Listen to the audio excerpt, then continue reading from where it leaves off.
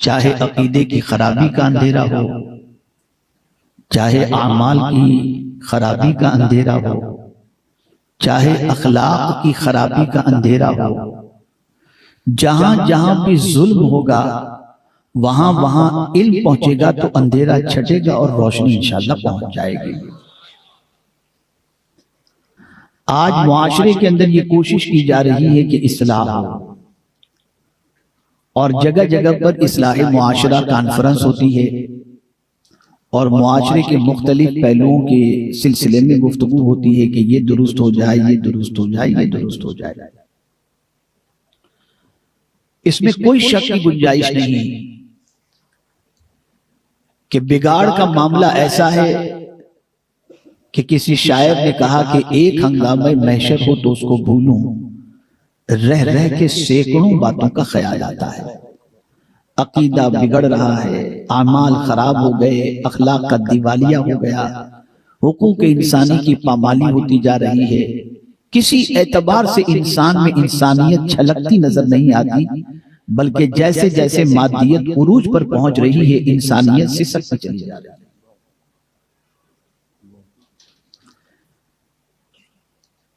हम लोगों के सामने ये बात जरूर कहते हैं कि निगाहों को नीची रखो कि कुरान में हुक्म है।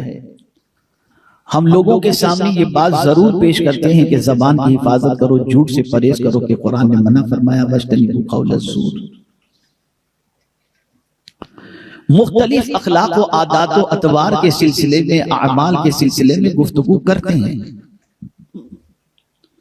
लेकिन वो एक चीज जो इंसान के सारे बिगाड़ को दुरुस्त कर सकती है वो चीज है इल्म। अगर इल्म किसी के पास आ गया तो उसका अकीदा भी दुरुस्त हो जाएगा, उसके आमाल भी दुरुस्त हो जाएंगे, उसके अखलाक भी दुरुस्त हो जाएंगे, उसकी तिजारत भी दुरुस्त हो जाएगी, उसकी मईशत भी दुरुस्त हो जाएगी, उसका पड़ोसियों के साथ हुकूक का मामला भी दुरुस्त हो जाएगा। इसलिए कि जहालत वो बुराई है जिसके बतन से हर बीमारी जन्म लेती है, और इल्म वो सरमाया है जिसकी वजह से हर बुराइयां और हर फसाद खत्म होता है। और यही वजह है कि तख्लीक आदम के साथ ही परवरदिगार जल्ल जलालहू ने जिस जेवर से हजरत आदम अलैहिस्सलाम को आरास्ता फरमाकर अपने खलीफा बनाने के हवाले से फरिश्तों के सामने पेश किया, वो क्या चीज थी? तो कुरान कहता है वअल्लम आदमल अस्माअ कुल्लहा, हर चीज का नाम हजरत आदम अलैहिस्सलाम को सिखा दिया गया, नाम भी और काम भी। अगर कोई चीज आज पैदा होती है और उसका नाम एटम रखा जाता है, उसका नाम मोबाइल रखा जाता है, उसका नाम इंटरनेट रखा जाता है, जो कुछ भी रखा जाता हो, लेकिन इल्मे आदम से कोई चीज पोशीदा नहीं। वो नाम भी जानते थे, वो काम भी जानते थे। अल्लाह ने हर चीज का नाम और काम बता दिया। यहां एक सोच खास तौर पर मुबल्लिगात इसको जहन में रखें, जो आज जेवर इल्म से आरास्ता होकर सनद भी हासिल की हैं और रिदा भी हासिल की है। इल्म क्या चाहता है? इल्म सबसे पहले ताखीर नहीं चाहता, इल्म उजलत चाहता है।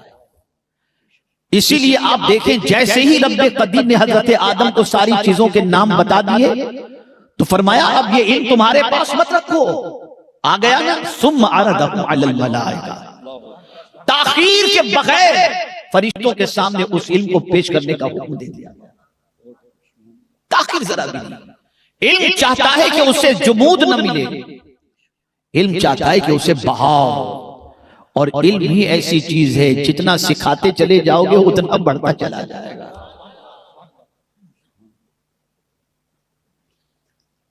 मेरे प्यारे आका सल्लल्लाहु ताला अलैहि वसल्लम के प्यारे दीवानों, मेरी नाक़ीस मालूमात के एतबार से अगर मैं कहूं तो गलत ना होगा कि हजरत आदम अलैहिस्सलातु वस्सलाम का जसद खाकी तैयार हुआ, उन्होंने अभी सजदा नहीं किया था। जसद आदम अलैहिस्सलाम जसदे खाकी हजरत आदम अलैहिस्सलाम का तैयार हुआ, अभी उनको सजदे का हुक्म नहीं मिला, उन्हें तो सारी चीजों के नाम सिखा दिए गए, लेकिन उनकी बारगाह में सर झुकाने का हुक्म फरिश्तों को पहले दिया गया। वइज़ क़ुलना लिल मलाइकति इसजुदू लि आदम, आदम को सजदा करो, वो सजदे ताज़ीमी था। मेरे प्यारे आका सल्लल्लाहु तआला अलैहि वसल्लम के प्यारे दीवानों, अब कुरान कहता है फसजदू इल्ला इब्लीस, सब झुक गए मगर इब्लीस, वो नहीं झुका।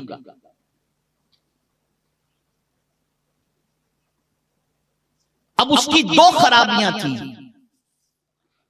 जिसकी वजह से वो नहीं झुका इल्म के सामने, वो नहीं झुका हजरत आदम अलैहिस्सलाम के सामने। वो दो गलतियां और दो जुर्म कौन से थे? अबा वस्तकबरा, उसने इनकार किया और तकब्बुर किया। यहां से ये बात समझ में आई, पहले इंसान को इज्जत मिली इल्म की बुनियाद पर, और मौलिम मलाइका खसारे में हुआ, जलील हुआ, रुसवा हुआ, वो इनकार और तकब्बुर की बुनियाद पर।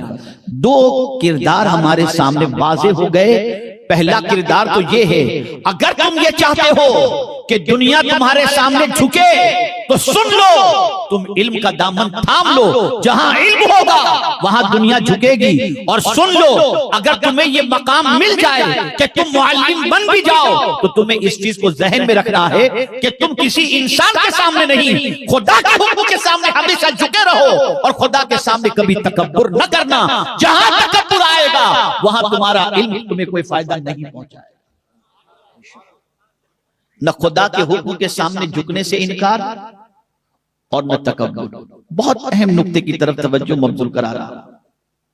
इनकार एक होता है ज़बान से इनकार करना, और एक होता है खामोश रहकर किरदार से इनकार करना। इन दोनों चीजों को समझो। इसको हदीस मुबारका में आका करीम सल्लल्लाहु अलैहि वसल्लम ने इरशाद फरमाया, कुल्लु उम्मती यदखुलू कुल्लु उम्मती मुस्लिमीन यदखुलूनल जन्नत इल्ला मन अबा, औ कमा क़ाल। हर मुसलमान जन्नत के अंदर दाखिल हो जाएगा मगर वो जिसने इनकार किया। अब इनकार के बारे में सरकार सल्लल्लाहु अलैहि वसल्लम फरमाते, इनकार से क्या मुराद है? हुजूर सल्लल्लाहु अलैहि वसल्लम की इताअत न करना, ये इनकार है। जो सरकार की बात माना, उनके तरीके पर चला, वो जन्नत में दाखिल हुआ, और जिसने तरीके मुस्तफा को छोड़ा या हुजूर सल्लल्लाहु अलैहि वसल्लम के इरशादात की तरफ अमल की तरफ तवज्जो नहीं दी, गोया उसने इनकार कर दिया। और अगर किसी ने हुजूर की इताअत कर ली तो उसका मकाम क्या है? फिर दुनिया की कोई ताकत, खुदा की कसम, उसको नाकाम कर ही नहीं सकती। फिर कामयाबी अल्लाह ने उसी के कदमों में लगा दी है, वाबस्ता कर दी है, उसके कदमों में लाकर रख दी है। और ये मैं नहीं कहता, कुरान कहता है, वमन युतिइल्लाह व रसूलहु फक़द फ़ाज़ फ़ौज़न अज़ीमा। छोटी नहीं, बड़ी कामयाबी। मेरे प्यारे आका सल्लल्लाहु ताला अलैहि वसल्लम के प्यारे दीवानों, इस बात को अच्छी तरीके से जहन के अंदर महफूज कर लो। इल्म चाहता है आजिजी, तकब्बुर का जिद, तकब्बुर की जिद आजिजी है, इनकार की जिद इकरार है। जहां इल्म हो वहां पर अल्लाह अज़्ज़ व जल्ल और उसके रसूल सल्लल्लाहु अलैहि वसल्लम की इताअत भी होनी चाहिए, और उसी के साथ साथ वहां पर तवाज़ु भी होना चाहिए। मेरे प्यारे आका सल्लल्लाहु अलैहि वसल्लम के प्यारे दीवानों, आप देखें, इब्लीस के अंदर तकब्बुर था, हजरत आदम के अंदर आजिजी थी, इसीलिए हजरत आदम की दुआ कुरान के अंदर मौजूद है, रब्बना ज़लमना अनफुसना व इन लम तग़फिर लना व तरहमना लनकूनन्ना मिनल खासिरीन। ये आजिजी है। पहले इंसान जन्नत के अंदर हजरत आदम अलैहिस्सलातु वस्सलाम का क़याम, ये सारी चीजों के होने के बावजूद भी जब एक खताए इज्तिहादी होती है तो अकड़ते नहीं हैं, रब्बना ज़लमना अनफुसना कहकर आजिजी का मुजाहिरा करते हैं। लेकिन वही इब्लीस जिसको परवरदिगार जल्ल जलालहू ने मुअल्लिम मलाइका मलाइका होने का शर्फ अता फरमाया। वो शख्स कहता है, वो कहता है अना खैरुम मिन्हु खलक़तनी मिन नारी व खलक़तहु मिन तीन। अल्लाहु अकबर। वो अकड़ता है,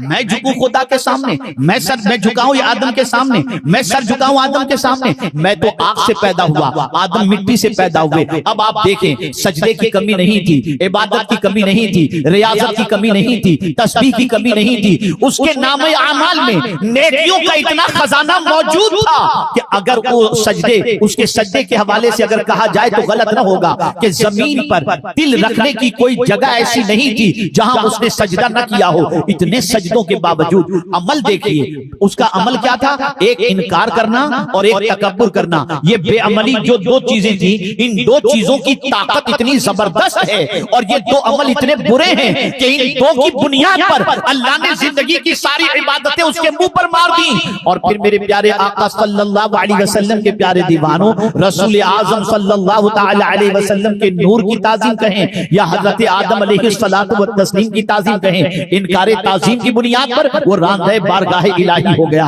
अब यहाँ से ये बात समझ में आई, मेरी बच्चियों खास तौर पर जहन में रखना कि तुमने जो इल्म हासिल किया है, इस इल्म के साथ साथ तवाज़ु जरूरी है, इस इल्म के साथ साथ आजिज़ी जरूरी है, इस इल्म के साथ साथ इंकिसारी जरूरी है। इल्म कभी तुम्हें जो है तकब्बुर की तरफ लेकर के न जाए। अगर तुम्हारा इल्म दूसरों से तुम्हें बेहतर कहलाने में लग जाए, अगर तुम्हारा इल्म दूसरों के मुकाबले में तुमको तकब्बुर की तरफ ले जाए, तो ये इल्म तुम्हें बुलंदी की तरफ नहीं ले जाएगा।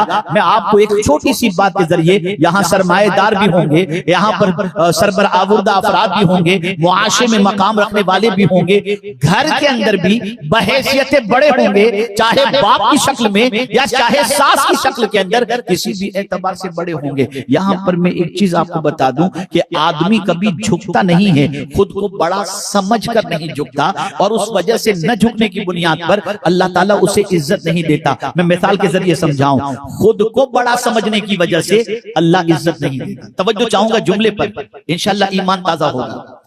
इज्जत देने वाला कौन है? अल्लाह। वलिल्लाहिल इज्जतु वलि रसूलिही वलिल मुमिनीन। इज्जत अल्लाह के लिए, उसके रसूल के लिए और मोमिनीन के लिए। और कुरान कहता है अयबतगूना इंदहुमुल इज्जा फइन्नल इज्जत लिल्लाहि जमीआ। सारी इज्जत तो अल्लाह अज़्ज़ व जल्ल के लिए है, उसके दस्ते कुदरत में है। अब देखिए, मैं आपको बताऊं, इंसान खुद को बड़ा समझता है, झुकता नहीं, खुद के अंदर तकब्बुर पैदा कर देता है, झुकता नहीं। अब वो बड़ाई जाहिर करने के लिए कि मैं झुकूंगा तो छोटा कहलाया जाऊंगा, मैं झुकूंगा तो कमजोर कहलाया जाऊंगा, तो अपना बड़ापन जाहिर करता है।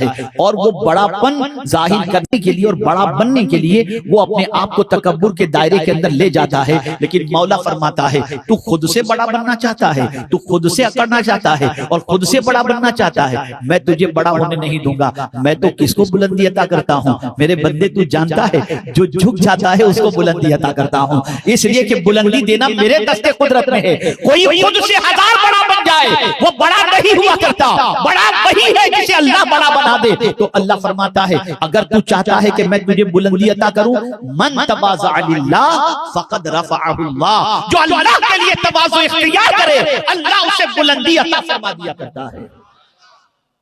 तवाज़ु, कभी भी अकड़ न हो, कभी भी घमंड न हो, न खूबसूरती पर घमंड, न मालो ज़र पर घमंड, न सरमाए पर घमंड, न इल्म पर घमंड।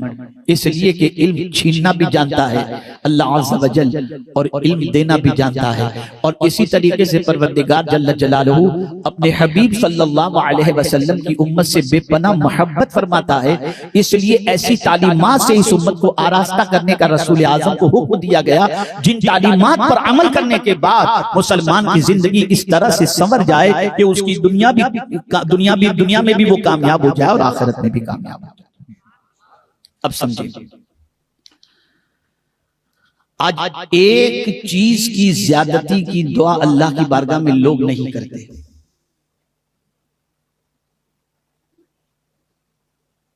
और बाकी सारी चीजों की ज्यादती की दुआ अल्लाह की बारगाह में करते नजर आते हैं।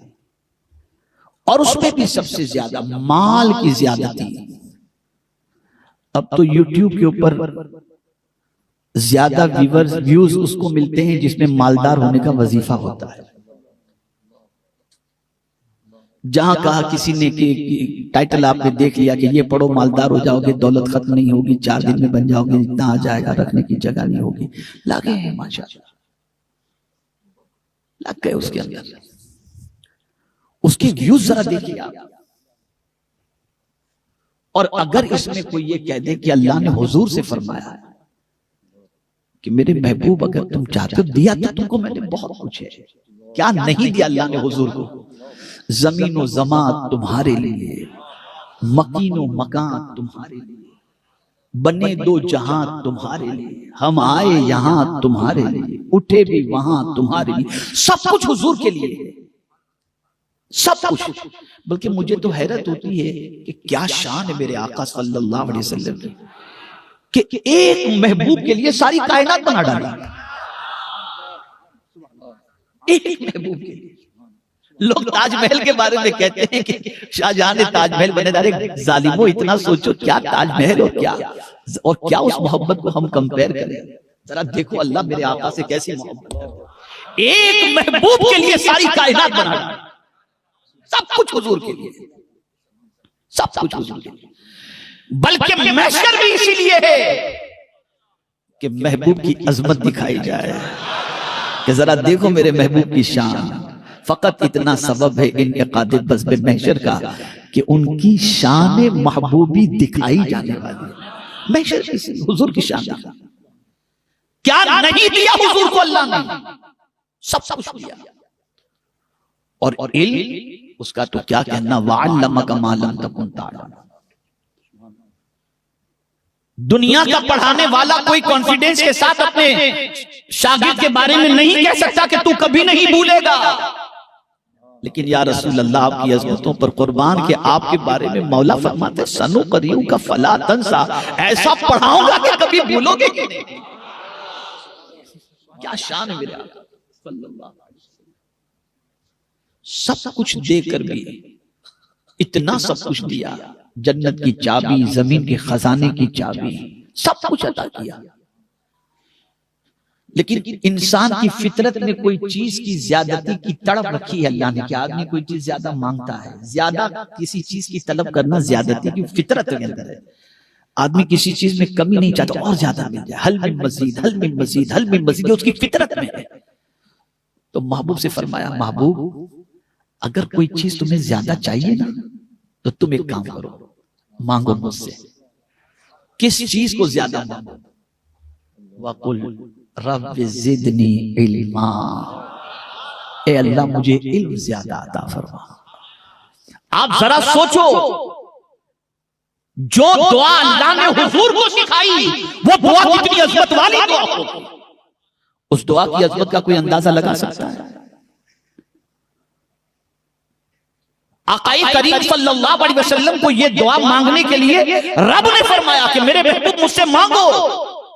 और अगर किसी चीज की ज्यादती तुम्हें चाहिए तो इल्म को ज्यादा मांगो कि मैं तुम्हें इल्म ज्यादा अता करूं। और यहां यही दुआ इंसान नहीं मांगता, माल ज्यादा।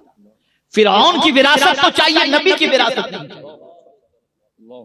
इसीलिए मुझे याद आ रहा है कि एक सहाबी बाजार के अंदर टहल रहे थे और मस्जिद के अंदर कुरान मुकद्दस का दर्स चल रहा था। वो बाहर निकल करके आवाज देते, चलो चलो मस्जिद में नबी की मीरास तकसीम हो रही है, नबी की मीरास तकसीम हो रही है। लोग अंदर गए, जाके देखा तो दर्स की महफिल चल रही थी। तो आकर के कहते, तुम तो कहते हुजूर की मीरास बढ़ रही थी, वहां तो कुछ बढ़ता हुआ दिखाई नहीं। कहा तुमने क्या देखा? कहा मैंने दर्स कुरान होते देखा। कहा नबी की मीरास और है क्या, और है क्या ये बताओ।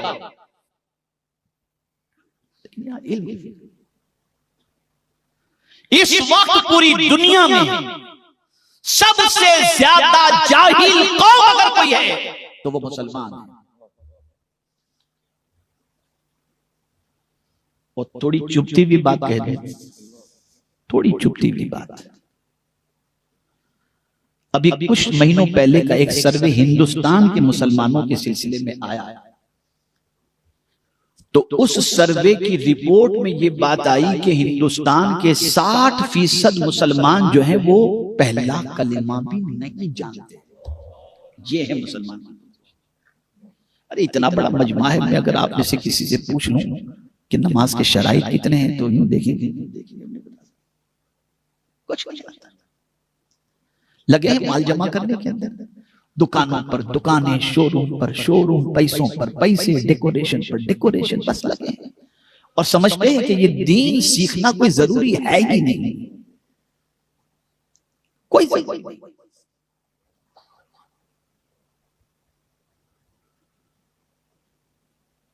इल्म जो है वो ईमान का भी रहनुमा है और अमल का भी रहनुमा है। मैं आपको बताऊं, शैतान की एक मजलिस जमी हुई थी और शैतान अपने चेलों से अब उनके काम की रिपोर्ट ले रहा था कि जरा बताओ क्या क्या काम तुमने किया। तो एक चेला खड़ा हुआ, कहा मैंने मियां बीवी में तलाक करा दी। कहा अच्छा बैठ जा। दूसरा खड़ा हुआ, कहा मैंने एक नौजवान को जिना के अंदर गिरफ्तार कर दिया। कहा तू भी बैठ जा। तीसरा खड़ा हुआ, मैंने दगाबाजी एक से करवा दी। कहा तू भी बैठ जा। एक एक बुरे काम वो गिनाता रहा, एक एक चेले उठते रहे, गिनाते रहे। शैतान ने सबको बिठा दिया। एक छोटा सा शैतान खड़ा हुआ और कहा मैंने एक बच्चा मदरसे में इल्म हासिल करने जा रहा था ना, मैंने उसके दिल में वसवसा डाला और इल्म से उसे रोक दिया। शैतान तख्त से उतरा और उसे सीने से लगा दिया, सीने से लगा दिया। सब चेलों ने कहा बड़ी अजीब बात है, एक बच्चे को मदरसे में जाने से रोक लिया, इसको सीने से लगा लिया और हमने इतने बड़े बड़े काम किए, कोई फायदा नहीं। पूछ लिया शैतान से कि क्या इसका मदरसे में बच्चे को इल्म हासिल करने से रोकना, जाने से रोकना, क्या इतना बड़ा काम है कि हमारे कामों से भी बढ़कर है? कहा हाँ, कल सुबह फला जगह सब जमा हो जाना, मैं तुम्हें बताता हूं। सुबह का वक्त था, फजर की नमाज का। एक बे इल्म अनपढ़ जाहिल, जैसा कि तबलीगी जमात में होते हैं, बिल्कुल अंगूठा छा और इतनी जल्दी जल्दी उठ के जाते हैं पांचे ऊंचे करके, कैसा लगता है कि कुश्ती करने जा रहे हैं कि नमाज पढ़ने जा रहे हैं। मैं कभी क्रिटिसाइज नहीं करता, लेकिन मैंने बहुत करीब से अभी उनको पढ़ा है और मैंने देखा कि जितना इस्लाम का नुकसान उनसे पहुंचा उतना किसी से नहीं पहुंचा। ये जिहालत के फरोग के अंदर इनका कलीदी रोल है। तो अब आप देखिए, एक ऐसा ही कोई जा रहा था नमाज के लिए, बड़ा तकबीर उला का पाबंद, लेकिन अनपढ़, बिल्कुल कमाल, अंगूठा छाप जा रहा था। इब्लीस ने रोका, चेले सब देख रहे हैं, रोका शैतान के सरदार। अरे माशाल्लाह आप तो बड़े नमाजी आदमी हैं, जरा एक मसले का जवाब दे दें। कहा क्या? कहा ये बताइए, ये सुई है मेरे पास, इसमें ये छोटा सा सुराख है, क्या इसमें से कोई ऊंट गुजर सकता है? अल्लाह अगर चाहे तो गुजर सकता है। कहा बेवकूफ, तेरे में अक्ल है कि नहीं? इतना बड़ा ऊंट क्या अल्लाह इतनी छोटी सी सुई के सुराख से निकाल देगा? कहा आप जाइए जाइए जाइए, नमाज पढ़ने जाइए। फिर थोड़ी देर के बाद एक मौलाना साहब निकले, आलिम दीन। शैतान ने उन्हें रोका, वो भी नमाज के लिए जा रहे थे, रोका। कहा हज़रत एक मसला पूछना है। कहा कि पूछिए। कहा ये सुई है, इसके अंदर ये सुराख है, इस सुराख से क्या अल्लाह चाहे तो इसमें से ऊंट को निकाल सकता है? तो आपने फरमाया ऊंट क्या अगर वो चाहे तो सारी कायनात को निकाल सकता है। जैसे उन्होंने कहा, शैतान ने कहा बस आप तशरीफ ले जाओ। फिर अपने चेलों से कहा मुझे बताओ, पहले वाले ने तो अल्लाह की कुदरत का इनकार किया, उसका तो ईमान ही चला गया। इल्म नहीं था, इबादत थी, ईमान चला गया।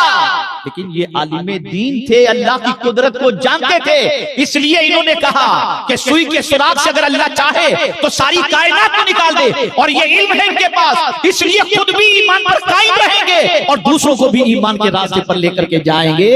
इसलिए उसने इल्म के रास्ते से बच्चे को रोका, तो गोया कई लोगों के इल्म की हिफाजत जो इल्म के जरिए होने वाली थी, वो इल्म के जरिए होने से रोक दिया, इसलिए उसको मैंने सीने से लगा दिया। ये जो आज नमाज असर नहीं दिखाती, कभी सोचा आपने? कुछ ऐसे भी हैं जो जमात तर्क नहीं करते, लेकिन रात को क्या करते हैं वही जानते हैं। यूट्यूब पे क्या देखते हैं वही जानते हैं। ये तवाफे काबा करके आने के बाद भी कुछ नजर नहीं आता। इधर काबे का तवाफ करके आए, तीसरे दिन यहां पहुंचने के बाद वही यूट्यूब, वही कुछ देखते। तो खाने खाने खुदा देख कर आने के बाद, गुंबदे खतरा देख कर आने के बाद भी निगाह महफूज नहीं रही। क्यों नहीं हो रहा? इसलिए कि हम रस्म के आदी हो गए।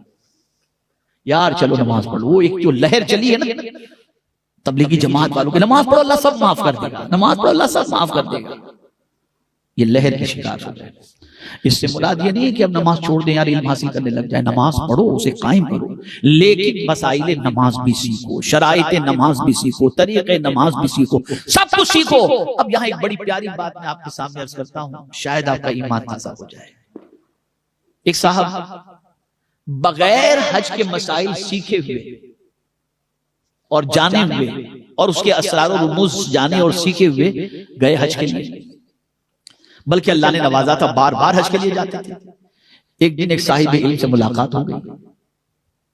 कहा बस हजरत इस साल भी आपकी दुआ से मैंने सोचा हज को जाने के लिए। कहा अच्छा, आपने तो काफी हज किए। कहा हाँ। कहा अच्छा ये बताइए कि हज के लिए क्यों गए थे, तवज्जो चाहूंगा। तो उसने कहा हज को इसलिए गया था कि अल्लाह का घर देखो। तवज्जो चाहूंगा जुमले पर, अल्लाह का घर देखो। कहा ये बताइए किसी के घर जान पहचान के बगैर जाया जाता है? किसी के घर जान पहचान और ताल्लुक के बगैर जाया जाता है? ये बताइए, अगर चले गए तो मार के निकाले जाओगे कि नहीं निकाले जाओगे? जरा ये बताओ अल्लाह से ताल्लुक कितना है आपका? अल्लाह से ताल्लुक कितना है आपका? बस इतना सुनना था, उसकी आंख से आंसू निकल गए। कहा इस साल आप हज के लिए न जाएं, इस साल आप रुक जाएं, इल्म हासिल करें, किसी अल्लाह वाले की सोबत इख्तियार करें। एक साल इस तरह से गुजार दें, फिर हज के लिए जाएं, हज फर्ज तो अदा हो चुका है। वो बंदा एक साल इसी तरीके से अपना गुजार दिया, तरबियत पाई, इल्म हासिल किया, चोट तो लग चुकी थी। फिर जब हज का मौसम आया तो कहा अब इजाजत है जाने की? कहा हाँ। अब जब हज करके आया तो वो उससे पूछते हैं कि क्या देखा? कहा पहले ऐसा था कि दीवार और पत्थरों के करीब घूमा करता था, अल्लाह के नूर के करीब घूम करके आया। और इसको सरकार ने हदीस शरीफ में बयान फरमाया है कि जब कोई शख्स खाने काबा का तवाफ तीसरा कलिमा पढ़ते हुए करता है, गोया वो नूर के समंदर में चल जाता है। ये हुजूर का इरशाद है। ये हमारा हाल है, कहां हैं हम? नमाज पढ़ करके भी इत्मीनान नहीं, रोजे रख कर इत्मीनान नहीं, तिलावत करके इत्मीनान नहीं, और अब तो हालत ये हो गई कि मस्जिद में जाकर के भी इत्मीनान नहीं। ऐसा भागते हैं कि जैसे कोई डंडा लेकर अंदर खड़ा हुआ हो कि तुम बाहर नहीं निकलोगे तो मार के निकालेंगे। ये हाल हो गया। सब ऊपर ऊपर का मामला है। वजह ये है कि इल्म नहीं। अब देखिए मैं आपको बताऊं, एक कायदे कुल्लिया जहन में रखिए। हुजूर सल्लल्लाहु ताला अलैहि वसल्लम जब किसी फायदे की बात करते हैं ना, तो ज्यादातर उसका फायदा दुनिया में भी और आखिरत में भी हो। ऐसे ही काम का जिक्र ज्यादातर हुजूर ने फरमाया जिसका फायदा आपको दुनिया में भी मिले और आखिरत में भी मिले।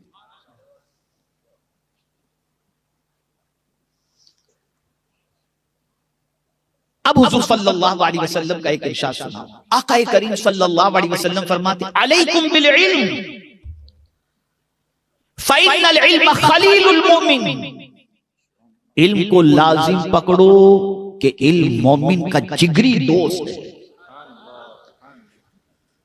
इल्म मोमिन का जिगरी दोस्त है। अब ये जिगरी दोस्त हम दुनिया में तो बहुतों को बनाते हैं ना। ये मेरा दोस्त है, सफर में मेरे साथ चलता है, होटल में मेरे साथ चलता है, खाने में मेरे साथ चलता है, अजमेर मेरे साथ चलता है, महाबलेश्वर मेरे साथ चलता है, पिकनिक में मेरे साथ चलता है, मेरा जिगरी दोस्त है, कहीं मना नहीं करता है, तो हम ये दोस्त बनाते हैं। लेकिन मेरे आका सल्लल्लाहु अलैहि वसल्लम ने इरशाद फरमाया अगर तुम्हें दोस्त बनाना है तो इल्म को जिगरी दोस्त बनाओ। ये दोस्त तुम्हारी रूह कब्र होगी, तुम्हें कब्र में छोड़ करके आ जाएगा, नहीं आएगा कब्र में तुम्हारे साथ, बल्कि अगर वो नेक था और तुम्हारी वजह से गुनहगार हुआ और गुनाहों की आदत के अंदर गिरफ्तार हुआ, तो कयामत में जब उसको जहन्नम में डाला जाएगा तो कहेगा मौला मैं तो सीधा साधा था, ये मेरे दोस्त की संगत ने मुझे बिगाड़ दिया, जहन्नम में मुझे तू जहां रखेगा उसको भी ले आकर के वहीं रख दे। और ये बात याद रखना, कभी किसी बदअकीदा को दोस्त मत बनाना। बदअकीदे की दोस्ती बड़ी खराब है। इसको कुरान ने कहा कि कयामत में हसरत के साथ कहने वाला कहेगा या लैतनी लम अत्तखिज़ फुलाना खलीला, अफसोस करेगा कि काश मैं उसको अपना दोस्त न बनाया होता।